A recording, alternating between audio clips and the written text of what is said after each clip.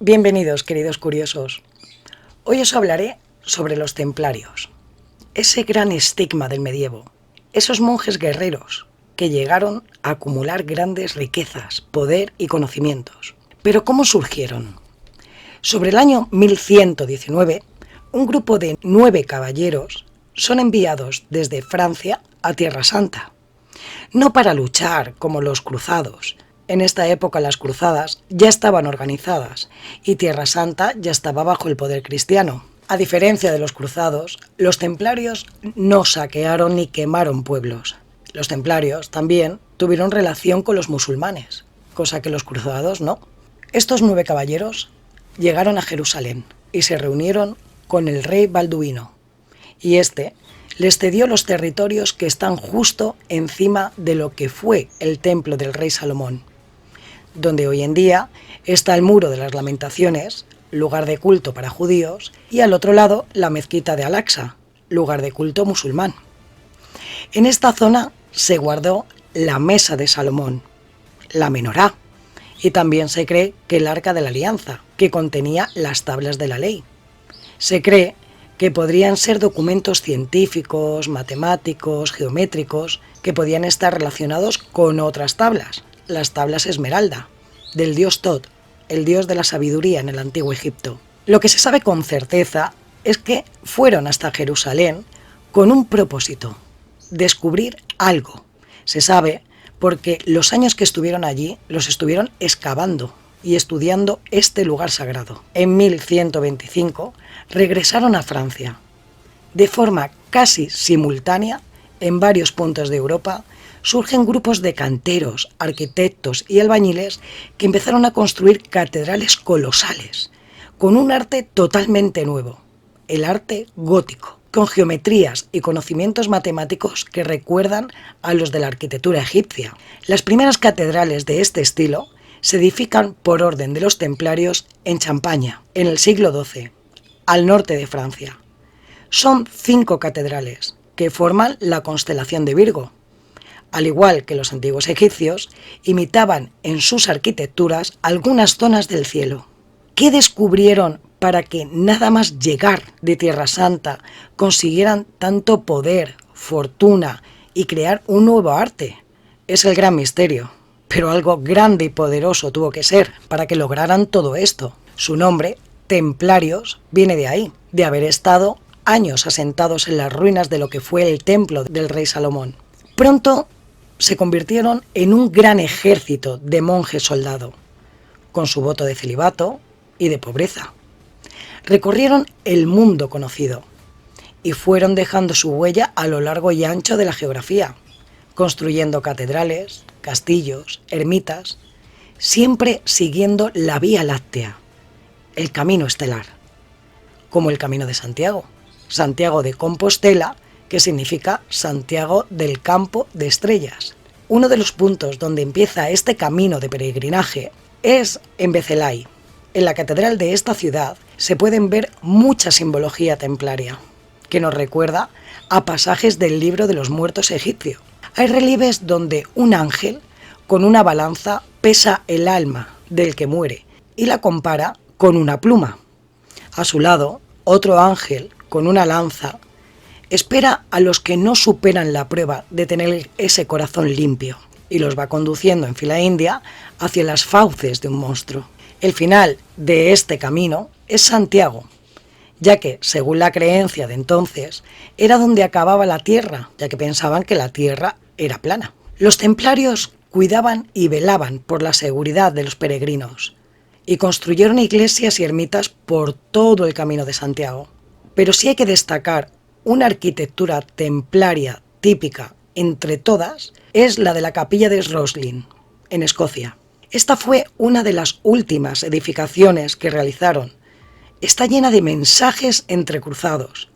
Hace unos años, un hombre y su hijo de origen inglés, que llevaban estudiando décadas esta capilla, dijeron haber desencriptado unos signos que parecían formar una especie de melodía. Los signos están en los cubos del ábside de la capilla. Estos estudiosos piensan que con esta sinfonía se podría entrar en una especie de trance o de conexión con algo más grande. pero está inacabada, ya que hay cientos de símbolos aún sin descifrar. Se cree que aquí dejaron reflejado todos sus conocimientos, ideales y cultura, pero ya os he dicho que hoy en día sigue siendo todo un enigma. Los templarios se impregnaron del conocimiento y cultura de Oriente Medio todo el tiempo que estuvieron allí, y después siguieron teniendo relación con estos territorios. De hecho, tenían extrañas alianzas allí, como con los Assassin, los famosos asesinos de la tribu oriental. Pero todo este conocimiento debía ser secreto, ya que podía considerarse como herejía ante la Iglesia y los reyes europeos. Los templarios fueron los primeros banqueros de la historia. Daban créditos a los reyes para sufragar batallas. Hacían letras de cambio para que las personas no se vieran obligadas a viajar con las monedas en la mano. Con esa letra de cambio, al llegar a destino, se acercaban a otra encomienda templaria y les daban el dinero, más o menos como lo que conocemos hoy en día. Llegaron a tener más fortuna que muchos reyes, y se piensa que incluso más que el propio Vaticano. Eran hombres con poder, con influencia, eran los grandes devotos de la fe cristiana, pero a principios del siglo XIV desaparecieron, o al menos de forma oficial. El rey de Francia, Felipe IV, el Hermoso, decidió acabar con ellos. Felipe IV estaba hipotecado con los templarios, les debía mucho dinero, y el monarca, si acababa con ellos, no solo saldaba la deuda, también podría apropiarse de sus bienes y de su fortuna. El propio asesor del monarca era templario, así que Felipe IV elaboró una lista de acusaciones contra los templarios y se la envió al Papa Clemente V, quien deja entrever que no está de acuerdo, pero que se lava las manos. En esta lista figuraba todo tipo de acusaciones. Se les acusaba de sodomía, es decir, de tener relaciones homosexuales entre ellos, por tener como costumbre besarse en la cara al verse o despedirse, o porque en su escudo había representado dos caballeros montando un solo caballo. Pero realmente el significado de ambas cosas era el compañerismo, la camaradería fiel que tenían entre ellos. Su lema era un caballo y una cuchara para cada dos caballeros. De esta forma expresan ese sentimiento de compañerismo, la confianza en el otro, que puede salvarte la vida en una batalla. Se les acusó también de escupir a la cruz en su ritual de iniciación. Esto era algo que se cree que debían hacer en señal de unir a Cristo con su alma. Para poder sacar parte de tu alma del cuerpo, pensaban que escupiendo lo conseguían. Otra de las acusaciones fue rendirle culto al Baphomet. El Baphomet era una escultura con la forma de un monstruo o de una criatura de aspecto raro y oscuro. Lo representaban de varias formas. Varios estudios recientes apuntan a que el nombre Baphomet, si cogemos el alfabeto hebreo y se usa el código correcto, significa Sofía, es decir, sabiduría. Lo que lleva a pensar a que a lo que adoraban los templarios era al conocimiento. Pero esto es algo que sigue siendo un misterio hoy en día. A los templarios se les apresa solo en Francia, por orden del rey Felipe IV, el 13 de octubre de 1307, viernes. Y aquí la creencia del fatídico viernes 13. Estuvieron encarcelados durante 7 años. 7 años de interrogatorios y torturas en el castillo de Chillón, en Francia. Allí dejaron sus marcas en sus celdas, lo que se conoce como los grafitis de Chillón. Son dibujos hechos en piedra que dejaron el maestre Juan de Molé y sus subordinados, para dejar constancia de la maldición que más tarde el maestre haría de viva voz. El 18 de marzo de 1314, en la isla de los judíos, a orillas del Sena, se encendieron enormes pilas de fuego para quemar a los últimos templarios de Francia. Nunca hubo ningún juicio para condenarlos. Mientras las llamas alcanzaban sus cuerpos, el gran maestre Juan de Molé pronunció su maldición con estas palabras: Dios conoce que se nos ha traído al umbral de la muerte con gran injusticia. No tardará en venir una inmensa calamidad para aquellos que nos han condenado sin respetar la auténtica justicia. Dios se encargará de tomar represalias por nuestra muerte.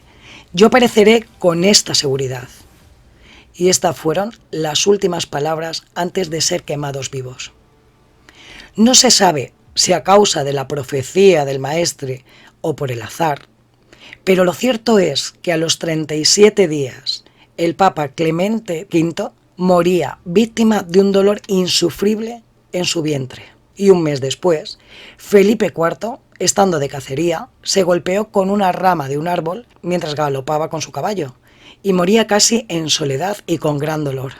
Los templarios solo fueron condenados y desaparecieron oficialmente en Francia. En otros países tan solo tuvieron que cambiar de nombre o se iniciaron en la clandestinidad. Por ejemplo, en Portugal pasaron a llamarse los Caballeros de Cristo, o en España la Orden de Montesa, conservando todos sus bienes y riquezas. O por ejemplo en Escocia, en 1314, en la batalla de Bannockburn, se sabe que muchos de los templarios que vivían bajo otro nombre apoyaron al rey Robert Bruce y a William Wallace por la independencia de Escocia. Coincide también que a Robert Bruce se le asocia con la construcción de las primeras logias masónicas independientes en Escocia. Muchos historiadores creen que los templarios son los padres de la masonería. Sus creencias, cultos y símbolos tienen mucha relación. Hace algo más de una década salió a la luz el documento de Chion. La historiadora Bárbara Freire, que era la encargada de ordenar el Archivo Vaticano, descubrió estos documentos por casualidad. En ellos se habla sobre los templarios. Son 799 folios en total. Se describe el proceso que llevó a la quema de los templarios en Francia. Se manifiesta que el Papa Clemente V, aunque no estaba a favor, lo permitió, aún a sabiendas que la Orden del Temple, devotos cristianos, custodiaban las tierras santas de Oriente Medio y todos los caminos de peregrinaje, jugándose la vida. Se habla de esta lista de acusaciones que hizo Felipe IV. Hay muchos misterios y enigmas que rodean a la Orden del Temple. Misterios como el que nunca se encontrase el gran tesoro de oro de los templarios. Desapareció y jamás se ha sabido dónde lo escondieron. Algunos estudios apuntan que lo llevaron a Escocia. Hay que saber que los templarios no tenían su puerto principal en el Mediterráneo, que era la vía por excelencia de la época, sino que su puerto principal estaba en Rossell, en el Atlántico. Por eso se especula que pudo ser llevado a Escocia. Tampoco se sabe cómo y de qué forma consiguieron amasar tanta fortuna en tan poco tiempo. Algunos creen que eran conocedores de la ruta de América y traían el oro y la plata de allí. Incluso que conocían el gran secreto de la alquimia, la piedra filosofal, la que permite convertir cualquier metal en oro. O ese descubrimiento que pudo ser el Arca de la Alianza. En la Biblia se nombra este arca 200 veces, hasta el rey Salomón. Después de él no se vuelve a nombrar. Según algunos documentos del siglo XII, Salomón pudo tener un hijo ilegítimo con la reina de Saba, que se cree que pudo ser una reina etíope. Salomón no quiso saber nada de su hijo, y éste, al crecer, quiso vengar a su madre. Viajó hasta Jerusalén y se ganó la confianza de su padre, Salomón. De esta forma, aprovechó para robar el arca y llevársela a Etiopía. Hoy en día, en Etiopía, en Asum, está la iglesia de Santa María de Sium. Allí los cristianos veneran al Arca de la Alianza. Es una arquitectura muy extraña, ya que hay 7 iglesias, una dentro de la otra, y en la última de ellas hay un objeto que nadie ha visto en siglos. La entrada está prohibida. Esta construcción está hecha para proteger a las personas del arca y no al revés, ya que, según la Biblia, el arca es tan poderosa que solo quien sepa manejarla no morirá al acercarse. Hay quien dice que puede tratarse de un condensador eléctrico muy potente o de un objeto radiactivo. Se dice que dentro están las tablas de la ley, con las leyes humanas y del universo. Esta leyenda también fue cogida por los griegos, con su propia versión, en la leyenda de Hermes. Muchos creen que el Arca de la Alianza y el Santo Grial es el mismo objeto. La primera vez que se habla del Santo Grial es en el siglo XII, en Champaña, de donde surgen los templarios. En este documento se habla del Grial.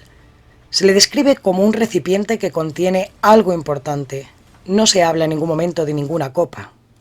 Aunque también los templarios tuvieron gran relación con los cátaros, una orden que veneraba a María Magdalena, ya que creían que fue la esposa de Jesucristo y la portadora de su sangre, al llevar en su vientre a su hija Sara. También está el misterio de la mesa de Salomón, que se cree que podía tener escrito la conexión con Dios, es decir, la llave para comunicarse con Yahvé. Esta mesa se ubica en algún punto de España, hoy en día. Se piensa que fue traída desde Francia a Toledo y que se le perdió la pista al intentarla volver a esconder en Jaén, en el año 70 de nuestra era, y que más tarde los visigodos se pudieron apropiar de ella y de otras reliquias, incluso de la menorá. En España, la pista principal para saber si una catedral fue construida por templarios o no es buscar a vírgenes negras. Estas vírgenes surgen en el siglo XII y podemos encontrarlas pues, en la Catedral de Burgos, de León, de Montserrat. En el Camino de Santiago hay muchos pueblos donde se pueden ver escudos que está representado una escalera. La escalera que se supone que había en el templo del rey Salomón, por donde Jacob o Mahoma subieron a los cielos. Un castillo a destacar sería, por ejemplo, el de Ponferrada. Como hemos visto, aún hoy en día hay decenas de enigmas y misterios que rodean a la Orden del Temple. Hay cientos de libros y cada uno cuenta una historia distinta. ¿Qué encontraron en Tierra Santa para lograr ese poder? ¿Qué secretos escondían que no podían desvelar para no pecar de herejía? ¿Fueron los predecesores de la orden masónica? ¿Siguen existiendo fieles y seguidores de los templarios? ¿Qué significan todos esos símbolos? Interrogantes que aún están por descubrir o que quizás nunca se descubran. Si os ha gustado, no olvidéis dar a like y suscribiros para más curiosidades.